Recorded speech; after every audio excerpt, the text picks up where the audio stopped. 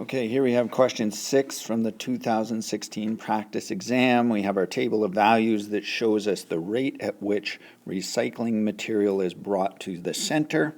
We're going to use a trapezoidal sum and 3 subintervals to determine the approximate number of tons of material deposited in the first 9 hours.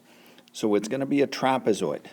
So I like going right up to the edge here, and we're going to draw in our trapezoid. Okay, that doesn't look very good, but we got our trapezoid, and we're going to do 3 of them. All right, so let's recall first of all, for the area of a trapezoid, we're going to get the sum of the 2 bases, or the average sum of the 2 bases, and times the height. So for us, this now becomes our approximate number. So our solution now becomes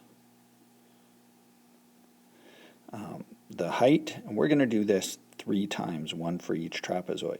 So 5 plus 9 over 2. The height is this value right in here. In this case, it's 2. Plus, we need the next trapezoid. So we're going to take these 2 values.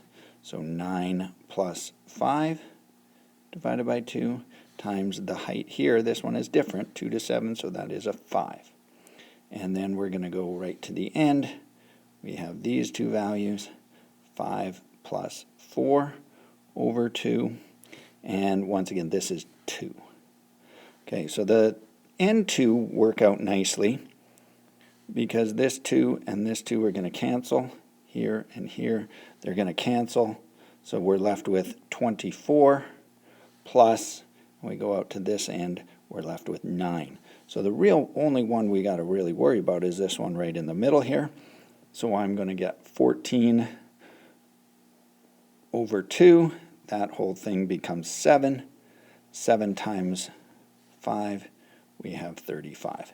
If we add all of that together then, 24 plus 35 plus 9, we're going to get 68.